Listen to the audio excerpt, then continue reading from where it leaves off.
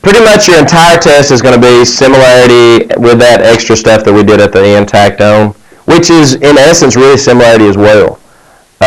Because when you have a right triangle with that altitude drawn, it does create similar triangles. So make sure you know about what similar polygons are. One major point to make, that when you have similar polygons, the angles between two similar polygons are congruent. The angles are not similar. The angles are not proportional. The angles are congruent. If you have two triangles that are similar, they have to add up to 180. So you can't have a scale factor of times 2 for the angles as well, because that would make the angles add up to 360. Okay? So when you have two similar triangles, the angles are similar to anything, the angles will always be congruent. Angles are congruent, side lengths are proportional. What I mean by proportional is you could write a proportion using the side lengths. Okay, they're going to have the same ratio. This is a ratio, this is a ratio, those two ratios are equal. Since they have equal ratios, another way of working this problem is by finding a scale factor. If the ratios are the same, those ratios are called scale factors. The scale factor tells you how much bigger or how much smaller a shape is.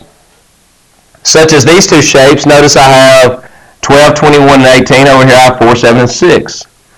That means my scale factor, and the way we find scale factors is taking corresponding sides and divide them. And all depending on what order you divide them in, if you do 21 divided by 7, that gives me 3. And you know that if you have a scale factor of 3, if you multiply something by 3, it makes it bigger. So obviously that's the scale factor in this direction, is 3. If you divide it the other direction, 7 divided by 21, you're going to get 0.3 repeating, or if you just take that 7 over 21 and reduce it, you get a third. That's your scale factor from your big shape to the small shape. So scale factors bigger than 1 make things bigger. Scale factors smaller than 1 shrink things. Make sure that you know that. Also, make sure that you know that similarity statements, such as this one, similarity statements work the exact same way as congruent statements. If I tell you FGH is similar to JKL, and I ask you what's true about angle G, you can tell me that angle G is, what's that word again? Not similar, but angle G is congruent to angle K. Angle F is congruent to angle J. Angle H is congruent to L. You could also go a step further and say that these are also proportional, which means that FG over JK is proportional to maybe GH over what? KL. They go together. Okay? And that would also be proportional to, let's say you could do FG, FH, or excuse me, GH and FH. FH would be proportional to JL. And a scale factor would exist, and actually this would be the scale factor. FG over JK or JK over FG, that is the scale factor. And those scale factors, that's what these equal signs mean, those scale factors should be the same for all three of those sides. Let's work this one to actually remind everybody how to find scale factors. And here it says these two shapes are similar. We haven't at this point we have not done it yet, but why are these two shapes similar? What's some methods we could have used to show that these two triangles are similar? Angle, angle. We could have actually used side, side, side here because they also give us all three sides, or we could have used the third method of side, angle, side. That's the three methods of proving that two triangles are similar. Side, side, side, side, angle, side, or angle, angle. All three methods could have been used here. Since these two triangles are similar, there should exist a scale factor. To find the scale factor, first find some corresponding sides. 15. What does 15 correspond with? Anybody? 12. How do we know 15 and 12 correspond? They're what? The biggest, right? Don't worry about trying to pair it up as well. You've got the two angles, and that's the one next to the one, the biggest, okay? And sometimes it's a good idea to do this. Circle the ones that go together. 11.5 is the smallest, so it would go with that, and that would go with that. And then that way you've got kind of a map of which ones go with what. So if 15 goes with 12, take your calculator out. And I want to know, since 15 goes with 12, how do I travel from 15 to 12? You should get a number smaller than 1 to go from 15 to 12. So to get a number smaller than 1, think about how you're going to divide. One of these is smaller than 1, one of these is bigger than 1. 15 divided by 12, since 15 is bigger than 12, that's going to give you a number bigger than 1. This would give you a number smaller than 1. 1/8. What's 0.8? 0.8. Actually, it's equal to 0.8. Not approximately. So what that means is, since you are similar, since these two shapes are similar, that to go from big to small, you're going to multiply by 0.8, just in case you needed to know. To go from the other direction. And you can type that straight into your calculator. You can also reduce, divide by 3, and I think that's 5/4, which is going to be 1.25, if I'm not mistaken. That's 1 1/4. So you can do it that way too, without using a calculator. So all depending on what direction you want to go, there you go. So we want to know, are these similar? So we can test side, side, side by using this method. Multiply all 3 of these by 0.8, and I will go and tell you, you get those same 3 values. Or multiply all 3 of these by 1.25, and you do get those same values there. Just to show you this too, if you use 12/15, you actually get 4/5. Look at those two scale factors. To go in opposite direction, those scale factors will always be reciprocals of each other. Okay, every time. So, and when you multiply them together, you would actually get 20/20 or 1. Scale factors multiplied will always give you 1. All depending on what direction you're going. Given that two shapes are similar, again, there are two ways of working these problems. You can either find a scale factor, which, well, honestly, sometimes I use that method, sometimes I use the other method. Different problems, honestly, are easier to work in different ways. Like this one, if I'm looking for x, if x were the only thing I were looking for, I'd probably use scale factors. And something else, too, make sure you kind of draw yourself that map that I was talking about. ACDF is similar to VWYZ, so CD. Look where CD is located. CD actually corresponds with WY. You see that? Which, just by looking at it now, I can tell that that means that this side would have to correspond with this side. This bottom, which is longer than this base, would have to correspond with this.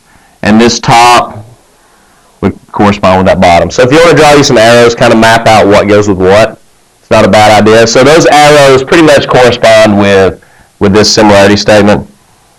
And again, here's the two methods. To find x, what I would do is take 2 that I know, okay, 9 to 6. How do I travel from 9 to 6? What do I multiply 9 by to give me 6? What do you get?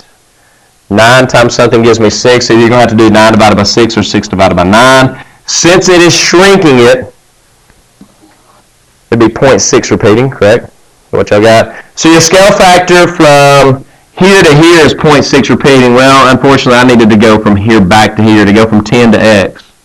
So instead of multiplying by 0.6, to do it backwards, you would divide by 0.6. So that would be 10 divided by 0.6 repeating,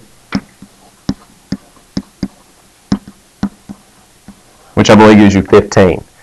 If you found the scale factor from 6 to 9, that's another way of working it. 6 times 1.5 would be that direction. Take 10, multiply by that same 1.5, and you get that same 15. Okay, regardless, 15. The other method of working it is with proportions. If two shapes are similar, then they are proportional. So what else I could do is that same problem.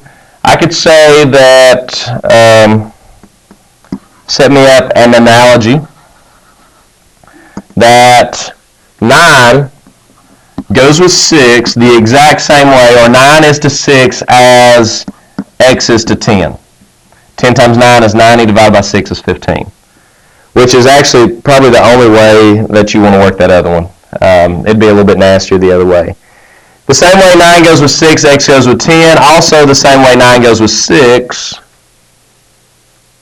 12 goes with 3y minus 1. 9 is to 6 as 12 is to 3y minus 1. To solve that proportion, you don't have just plain x, so it's a little bit tougher to use your shortcut. What I would do is cross multiplication, carry this to the top by multiplying since it's being divided, Carry this to the top by multiplying since it's being divided. Mark them out. 9 times 3y minus 1 is 27y minus 9. 12 times 6 is 72. Solve that, you get y is 3. And you can plug that in. If y is 3, that means 9 minus 1. That means this side would be 8. Any questions? Okay. The next part, and really, like I said, the rest of the chapter is pretty much the same thing. If two shapes are similar, then everything about them is proportional. The angles will be the same, but if two shapes are similar, that means the perimeters have the same scale factor. If you have an angle bisector, they would have the same scale factor. If you had perpendicular bisectors, if you had medians, if you had all these things, they all have the same scale factor. So if you're dealing with a perimeter problem, they give you two triangles, and they tell you that these two triangles are similar. They give you that side length 5 here corresponds with side length 6 here. The reason they give you that correspondence is so that you can tell what the scale factor is. You can say, okay, 5 times something gives me 6. What is that something? What is my scale factor here to go in this direction? Thank you. It makes it bigger. 5 times 1.2 goes to 6. But the issue is I'm dealing with perimeters and I'm given this perimeter. Okay? So that means that if I take this perimeter and I multiply it times 1.2, it gives me that perimeter. But I need to go backwards. So instead of multiplying by 1.2, divide. Shrink it. Divide that by 1.2 and it gives you, say again, 12.5. That's all you have to do. If two shapes are similar, then their perimeters are also proportional. There's 3 ways, again, 3 ways of proving that two triangles are similar. Make sure you know those 3 ways. First method, angle-angle, also known as angle-angle-angle. Second method, side-side-side. Be cautious with side-side-side. It is not the same side-side-side as congruence. Congruence said if all 3 sides are congruent to all 3 sides, then they're similar, then they're congruent. This says if all 3 sides are proportional, then they are similar. Same thing with side-angle-side. The angles, 2 angles have to be the same in the 2 triangles, but the 2 side lengths that you're talking about must be proportional. They must have the same ratio, must have the same scale factor. So, there you go. Let's work one of these problems. This would be a side-side-side problem. Obviously, by side-side-side, these 2 triangles are not congruent, but you could test similarity, the 2 methods. Here's one method. 5 goes with 12.5. 6 goes with 15. And 8 goes with 20. You could set up the 3 ratios and reduce it. But again, I like the method of find the scale factor. This is the scale factor, by the way. And all 3 of the scale factors are the same. Reduce it, you get 2/5, which so 0.4. 0.4 would be your scale factor from here back to here. So multiply 12 by 12.5 times 0.4, it gives you 5. Multiply 15 by 0.4, it gives you 6. Multiply 20 by 0.4, it gives you 8. So by side, side, side, that's how you test sides. Find the scale factor, test to see if that scale factor remains constant for all 3 sides. Or divide all 3 of those, you get 0.4, 0.4, 0.4. That's the same scale factor for all 3 sides, so therefore those 2 triangles are similar. The triangle proportionality theorem is on there. But here's how I want you to remember this. Anytime there are parallel lines, whether it be for a triangle or whether it be just for transversals, you have proportions. You have similarity here.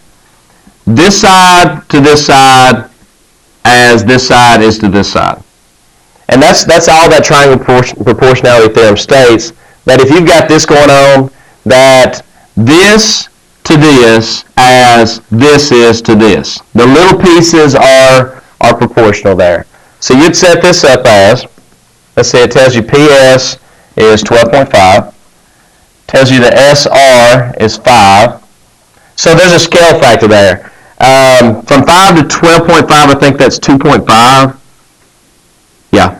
If you multiply this times 2.5, it gives you this. That means if you multiply this by 2.5, it'll give you this value. So if PT is 15, then you can divide by 2.5 to give you this, or set up a proportion. 12.5 is to 15 as 5 is to x. Solve the proportion and you're done. And I think you get 6 there. The only thing that I need to caution you on, and I think this problem is on the test, is that only works for the sides being cut off by the parallel lines. This is to this as this is to this, or this is to this as this is to this. It says absolutely nothing about the parallel bases. So if you want to work this problem, you have to work it as similar triangles. How do we know these triangles are similar? Well, this angle equals itself. Since these are parallel, these are corresponding. These are also corresponding. So by angle, those two shapes are similar. Have to be. So you could say 3 in the small triangle corresponds with 5 in the big triangle, the same way that x in the small triangle corresponds with 3.5 in the big triangle. You have to set that up using similar triangles if you're looking for the parallel bases. Mid-segment, also the exact same thing. Triangle proportionality theorem says that if you have a parallel base, or a line parallel to the base, then you will create segments that are proportional. Now a mid-segment is a line parallel to the base, but here's what's special about it. This is the midpoint, and this is the midpoint. So it sets up that same proportionality, but it's a 1-to-1 ratio. Okay? That means that this little triangle is half the size of this big triangle. So the mid-segment, if this is 10, the mid-segment would always be half, because there's a 2-to-1 ratio from the big triangle to the small triangle. It's always twice as big, because if this is 6 and this is 6, then that means that this side length, 6, would be half of that whole side length, which is 12. There will always be a 2-to-1 ratio from the big triangle to the small triangle there. So that's the mid-segment theorem. The mid-segment will always be half the length of the base that it's parallel to. That's what I was talking about there a while ago. Parallel lines, transversals, proportional pieces. This is to this as this is to this. Or you can set up as this is to this as this is to this. The triangle angle bisector, this is a theorem. The triangle angle bisector theorem. Also, anytime you have a triangle and you draw the angle bisector, this is the one that you might want to star this in your notes. This is the one everybody always forgets. The triangle angle bisector theorem states, if you draw an angle bisector, then it cuts this triangle into proportional halves. The side to the bottom is going to be proportional to this side to the bottom.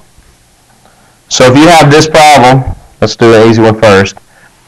If you have angle bisector, the side to the bottom will be proportional to the side to the bottom, which also means that there's still a scale factor. Anytime I say the word proportional, that means it has a scale factor.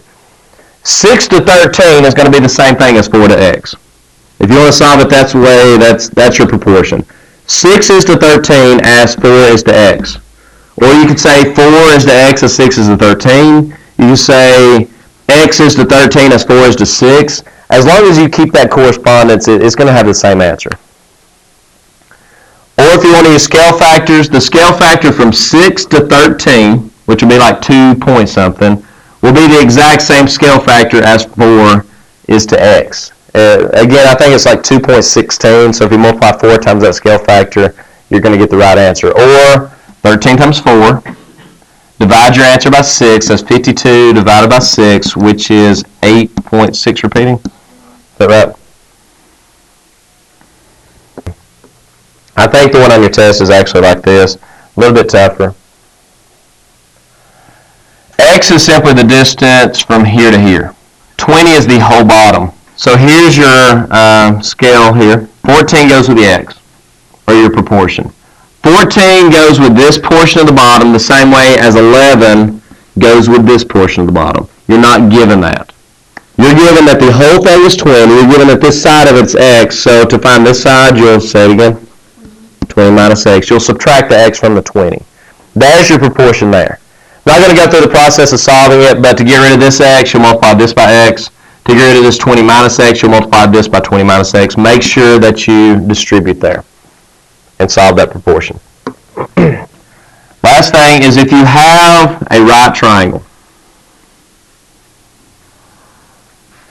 You have a right triangle and you've got an altitude drawn from the right angle to the hypotenuse. It divides this thing into 3 similar triangles. And you have shortcuts. And the shortcut is, and this thing's spun upside down from what you're used to seeing these problems, this height or altitude will be the the geometric mean of these 2 pieces, to where A is the distance from here to here. It cuts, that altitude will cut this thing into 2 pieces. To find the height, you find the geometric mean between A and B. And again, geometric means mean you multiply and take the square root. So to find the height, multiply A and B and take the square root. From there, once you found that, you could actually use, because now you have A, you have B, and you have the height. You have a right triangle here, you could use Pythagorean theorem. You have a right triangle here, you could use Pythagorean theorem. But there's other shortcuts. If you're looking for this side is the geometric mean between this portion of the bottom and the whole bottom. So to find C, that was H there. To find C, C would be the geometric mean between its portion of the bottom, which is the A, and the whole bottom. Same thing for if you're looking for this side. D is the geometric mean between its portion of the bottom and the whole bottom. And to find the whole bottom, by the segment addition postulate, you just add the 2 segments together. So that's your shortcuts there. So if you have this scenario, and I ask you to find A, B, and C, all 3 of those, or X, Y, Z, whatever you want to call them, you want to find those 3 lengths. C would be the geometric mean between 16 and 36. A would be the geometric mean between 16 and the whole bottom, which is 52. B would be the geometric mean between 36 and the whole bottom, which is also 52. So C is the geometric mean between 16 and 36. When you're working with these problems, especially on something like this where you know both square roots, please don't try to multiply those and then split them. The square root of 16 times 36 is 4 times 6, or 24. So the value of C is 24. You can test if you want to for Pythagorean triples. Divide both of those by 8 and you get 2 and 3. 2, 3, something, that's not a triple. Your triples are your common triples are 3, 4, 5, and 5, 12, 13. That doesn't fit. So now you have the options. You can either use Pythagorean theorem, or I recommend just using your shortcut. Find the value of A. A is the geometric mean between 16 and the whole bottom, which is 52. I'll work it both ways, but what I would do here, since 16 is a perfect radical, I would check for more perfect squares in 52. There is one, and pull that out and put it with the 16. Does anybody know what the other perfect radical is here?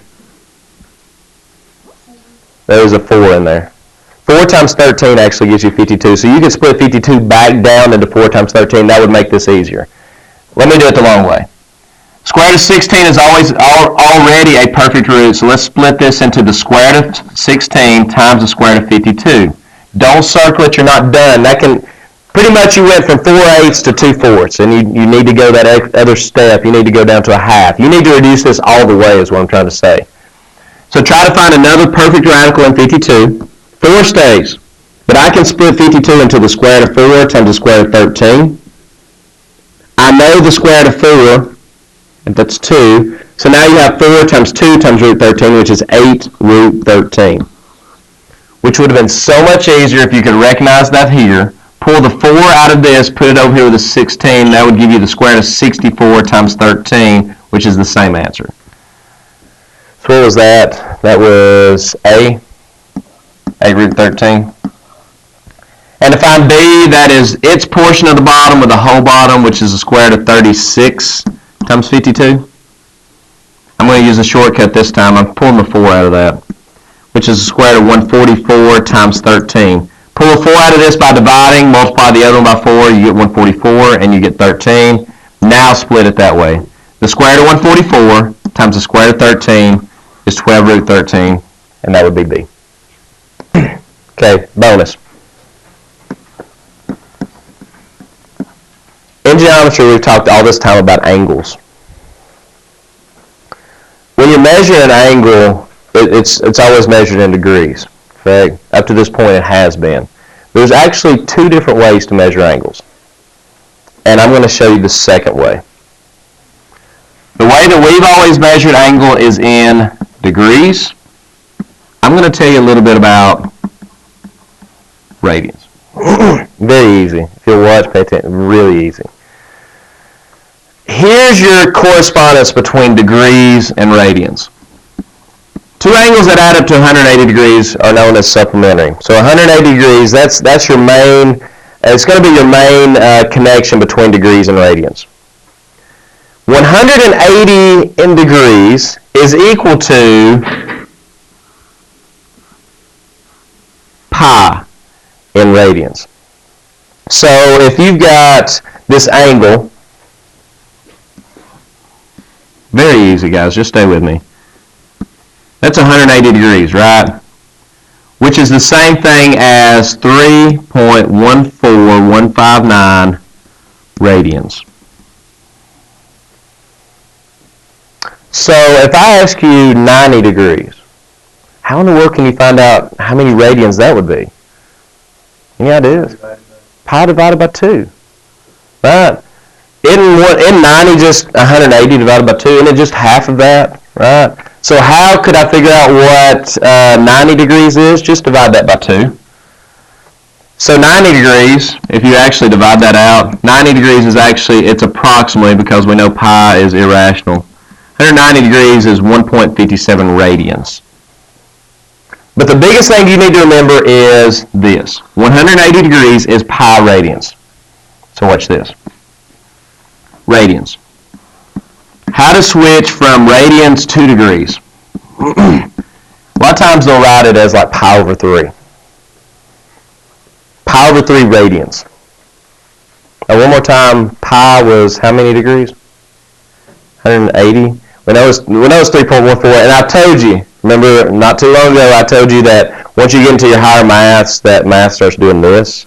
So all of a sudden that pi that you've been using for other stuff, all of a sudden now it's popping up in angles.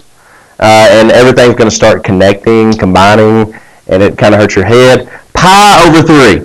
Pi was how many? 180. So this is simply, guys, 180 divided by 3, or that's 60 degrees. Pi over 3 radians is simply 60 degrees. Because that's 180 divided by 3. Pi over 6 would simply be pi, that's 180 degrees, divided by 6 is 30 degrees. Y'all follow me? Well, how am I doing that? I'm putting a 180 for pi, guys. Pi is the same thing as 180 degrees. If you want it in degrees, take out the pi, put in 180. Pi over 4. Somebody do the math there for me, please. 45 degrees. Any questions on how to do that? So to convert, and I'll give you two different bonuses concerning these. So to convert from radians to degrees, you would, well, in this case, you'd plug in, if you've got pi there, you'd simply plug in 180 for pi. That's not always the case. And thank you, I appreciate that. 2 radians.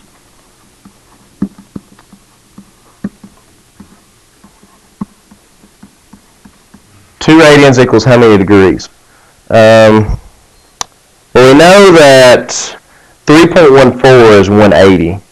And I told you 1.57 is 90, so do you see this would be kind of between 90 and 180? But exactly how many is there?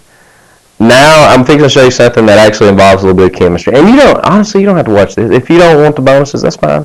You don't have to watch this if it's below the 9 or whatever. 2 radians. Okay. In chemistry, you get into what's called conversion factors. I'm about to give you a crash course on conversion factors, and it's really easy. Take the number 3 and multiply it by 1. Does it change it any? Still the same, right? Take the number 3 and multiply it by 2 over 2. What do you get? 3. 2 over 2 is the same thing as 1. If you multiply by a fraction and the top and bottom of the fraction is the same, you really haven't changed it. So, if I take 2 radians and I multiply it by 180 degrees over pi radians. Think about what I just said. If you take the number 3 and you multiply by 1, it did not change it.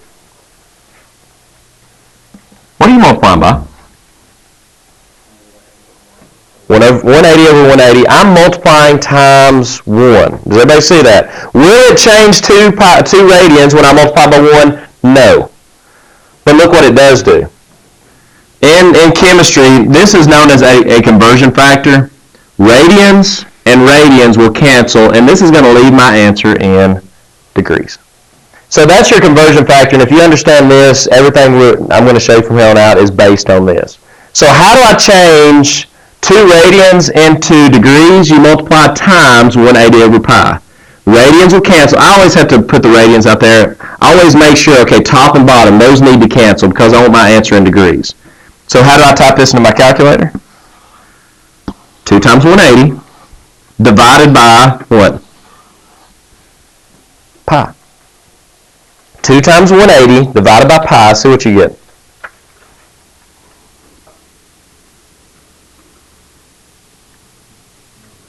It should be between what I said. 2 radians is between 1.57. It's a little bit bigger than 90 degrees, so somewhere around 110, 120 degrees. 115? 114.5 degrees.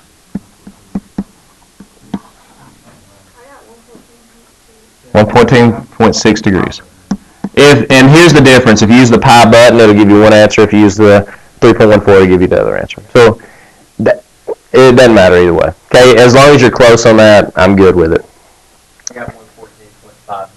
Okay, so round that up to 6. I like the eagerness to be specific though. Here we go. Let's do another one.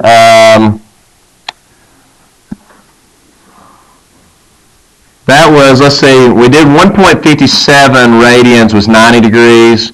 We did pi radians was 180 degrees. So let's try 4.5 radians. 4.5 radians, okay, if 90 degrees is 1.57, 3.14 is 180 degrees, that should be bigger than 3.14, right? So I'm guessing that's going to be bigger than 180, should be. And all you have to do, 4.5 radians, I want to abbreviate there. To change that to degrees, you simply multiply times 1. Pi radians is 180 degrees. That is the number 1. Radians cancel. So you're going to do 4.5 times 180. And you're going to divide that by pi. And you get, has to be specific, exact here. Here we go. Say it again. To the nearest degree. Let's do that. 258 degrees. So about 258 degrees. Does that sound good? Okay, we'll go with 258 there. Okay, last thing, let's do it backwards, then I'm finished. 125 degrees. I want that in radians. You do the exact same thing, folks. Exact same thing I just showed you. To turn 125 degrees into radians, multiply by 1. That's all you've got to do. So what goes on top? Pi radians over 180 degrees. Now that's not what we've been multiplying by though. Now pi and 180 is still the exact same thing. So instead of 180 over pi, then why did I put the 180 on bottom now? So that what would happen? The degrees will cancel. And my answer will be left in radians. So how do I type this in? I do 125 times pi. And I divide my answer by 180. 125 times pi, divide your answer by 180, and it gives you, let's see, I have to do this. you don't realize how deep we're actually getting you into Algebra 2 right now. This is 90 degrees. That was equal to 1.57. 180 degrees here was equal to 3.14. And I was doing 125 degrees, which would be somewhere right in here. So it has to be between 1.57 and 3.14 radians. 2.2? Sound good to y'all? 2.2 radians. So, to make a long story short, to convert from degrees to radians, you multiply by pi over 180. To multiply from, or to change from radians to degrees, you'll multiply by radians to degrees will be 180 over pi. If you're given one of these, which is really fast, instead of multiplying times, that's in radians, instead of multiplying times 180 over pi and doing all that, you can simply, in that case, you can simply plug in 180. Pi over 3 would be 180 over 3, which is 60 degrees. Okay.